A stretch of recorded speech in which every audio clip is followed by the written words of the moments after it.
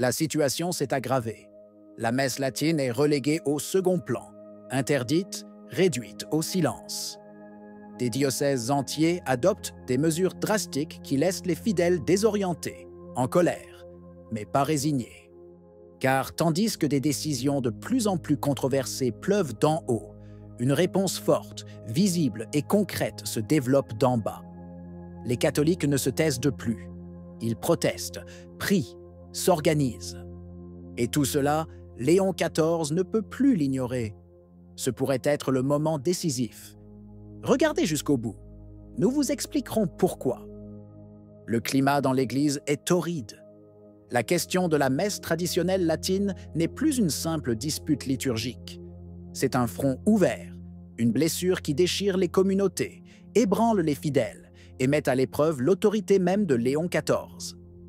Dans de nombreux diocèses américains, entre répression brutale et lueur de résistance, bien plus qu'une question de forme est en jeu. Ce qui est en jeu, c'est la continuité de la foi, la mémoire du culte, la liberté de pratiquer le culte comme l'ont fait les saints et les martyrs pendant des siècles. LifeSite News rapporte des faits concrets. Restrictions imposées par l'appel à Traditionis Custode, interprétées de manière punitive par certains évêques, protestations publiques croissantes, voix discordantes au sein de la hiérarchie. Ce n'est pas seulement la liturgie qui est en jeu, mais le visage même de l'Église catholique. À Charlotte, en Caroline du Nord, la Pentecôte a été tout sauf paisible cette année. Là, au cœur de la controverse autour de la messe traditionnelle latine, l'abbé Placide Solari a pris la parole. Et au lieu de dire quelque chose pour réconforter les fidèles confus et inquiets, il a pointé du doigt ceux qui ont publié des documents internes qui parlent clairement des intentions du diocèse. Du haut de sa chaire, il a qualifié ces fuites de œuvres de mort, coupables de détruire l'unité de l'Église. Mais il n'a pas dit un mot du malaise de milliers de catholiques attachés à la messe de tous les temps. Solari s'est ouvertement rangé du côté de l'évêque Michael Martin, qui a cherché, ou cherche, à supprimer les bancs de communion, à interdire l'agenouillement, à éliminer les vêtements traditionnels et le culte ad orientem. Tout cela au nom d'une conception de l'Église qui semble vouloir couper tout lien avec le passé. Pourtant, pour Solari, là n'est pas le problème. Le véritable problème, selon lui, ce sont les fidèles qui parlent, qui écrivent, qui protestent. Ceux qui veulent simplement continuer à vivre leur foi comme ils l'ont toujours fait sont traités de désobéissants. Son discours avait un ton de reproche adressé au peuple. Il a affirmé qu'aujourd'hui, dans l'Église, il y a un manque de respect pour l'autorité et un excès d'individualisme. Des paroles fortes, prononcées par quelqu'un qui dirige depuis plus de 20 ans un collège bénédictin où l'on parle beaucoup de vérité et de charité, mais où il semble que la vérité, si elle concerne la liturgie de tous les temps, soit agaçante. Et le message qui en ressort est le suivant. Ceux qui aiment la messe traditionnelle ne sont pas les bienvenus. Et ce n'est pas tout. Pire encore, alors que les fidèles étaient dits réduits au silence et que la messe latine était reléguée dans une chapelle isolée, Mgr Martin a jugé opportun d'accueillir dans son diocèse une personnalité qui suscite de vives discussions.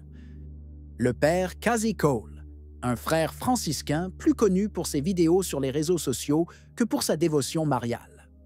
Cole a clairement indiqué qu'il ne récitait presque jamais le rosaire et qu'il ne voulait jamais réciter le rosaire de Mahomet, une déclaration qui a indigné de nombreux croyants. Ses positions sur le divorce et la confession sacramentelle ont été maintes fois contestées par les catholiques pratiquants, mais pour une raison quelconque, il a été invité avec 2 autres frères à s'installer là-bas, dans le diocèse où la tradition est attaquée. Il est interdit de s'agenouiller pour ne pas diviser, mais ceux qui méprisent le rosaire sont récompensés. L'unité, semble-t-il, n'est valable que lorsqu'elle convient.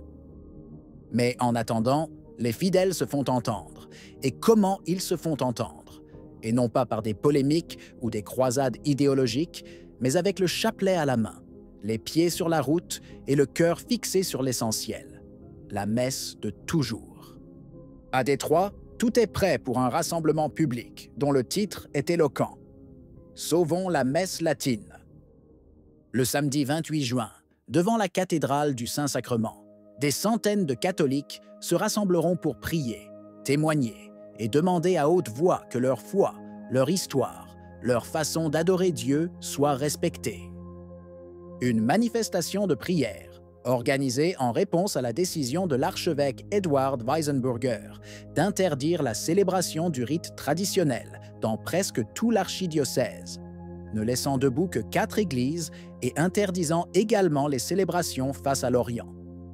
Une interdiction qui, comme le souligne LifeSite News, ne trouve aucun appui dans les documents conciliaires ni dans les textes officiels de l'Église, mais qui est imposée quand même au nom d'une unité non spécifiée.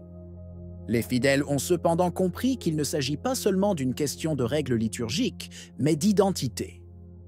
C'est pour cela qu'ils ont été invités à porter des pancartes, à prier le rosaire, à invoquer le cœur immaculé de Marie et le Sacré-Cœur de Jésus pour intervenir là où les hommes d'Église semblent sourds et aveugles. Ce n'est pas seulement un problème local.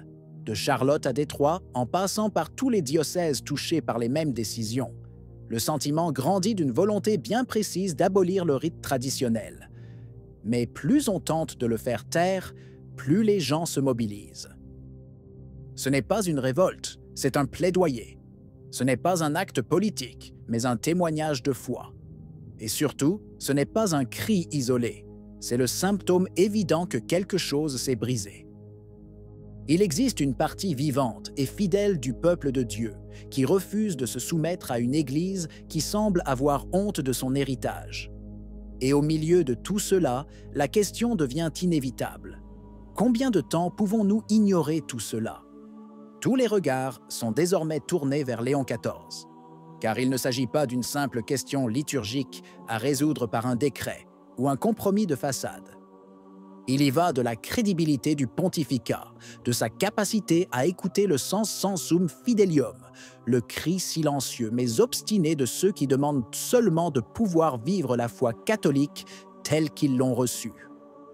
Et chaque jour qui passe sans réponse claire, chaque silence face à ceux qui répriment, chaque ambiguïté laissée à l'abandon, transforme cette histoire en un tournant.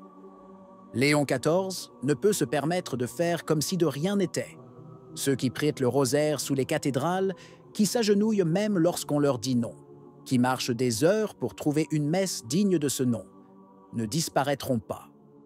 En effet, elle grandit, et si ce cri reste ignoré, alors son pontificat restera dans les mémoires non pas pour sa miséricorde ou son dialogue, mais pour le moment où l'Église a choisi de se tourner vers elle-même. Le temps de l'attente est révolu. Une intervention est nécessaire. Maintenant. Qu'en pensez-vous? Si vous avez aimé la vidéo, laissez un commentaire. Amen. Que Dieu vous bénisse.